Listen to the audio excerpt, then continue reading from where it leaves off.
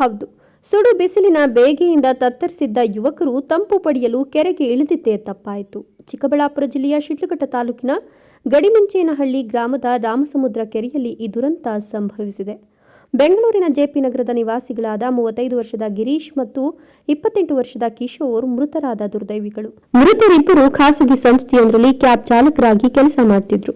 ಭಾನುವಾರ ರಜೆ ಇದ್ದ ಕಾರಣ ಗಡಿಮಿಂಚೇನಹಳ್ಳಿಯ ಸ್ನೇಹಿತ ಜಗದೀಶ್ ಮನೆಗೆ ಜಾತ್ರೆ ಮತ್ತು ಊಟದ ನಿಮಿತ್ತ ಬೆಂಗಳೂರಿನಿಂದ ಒಟ್ಟು 7 ಜನ ಸ್ನೇಹಿತರು ಬಂದಿದ್ರು. ಊರಿಗೆ ಹೋಗುವ ದಾರಿಯಲ್ಲಿ ಅಲೆಗಳನ್ನುತ್ತಿದ್ದ ರಾಮಸಮುದ್ರದ ಕೆರೆ ಕಂಡಿದೆ. ಅತಿಯಾದ ಬಿಸಿಲಿನಿಂದಾಗಿ ದಣಿದಿದ್ದ ಸ್ನೇಹಿತರು ಈಜಾಡಲು ನಿರ್ಧರಿಸಿದ್ದಾರೆ. ನೀರಿಗೆ ಇಳಿದ 7 ಜನರ ಪೈಕಿ ಗಿರೀಶ್ ಮತ್ತು ಕಿಶೋರ್ ಕೆರೆಯ ಆಳ ತಿಳಿಯದೆ ನೀರಿನ ಸೆಳವಿಗೆ ಸಿಲುಕಿ ಮುಳುಗಿದ್ದಾರೆ. ಉಳಿದ 5 ಸ್ನೇಹಿತರ ಕಣ್ಣೆದುರೆ ಗೆಳೆಯರು ಮುಳುಗುತ್ತಿರುವುದನ್ನು ಕಂಡು ಹೌಹಾರಿದ್ದಾರೆ.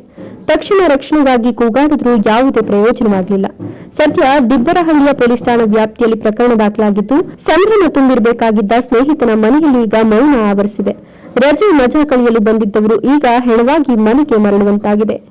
ಕೆರೆಕುಂಟೆಗಳ ಆಳ ತಿಳಿಯದೆ ನೀರಿಗಿಳಿಯುವ ಮುನ್ನ 3 ಬಾರಿ ಯೋಚಿಸಬೇಕಿದೆ.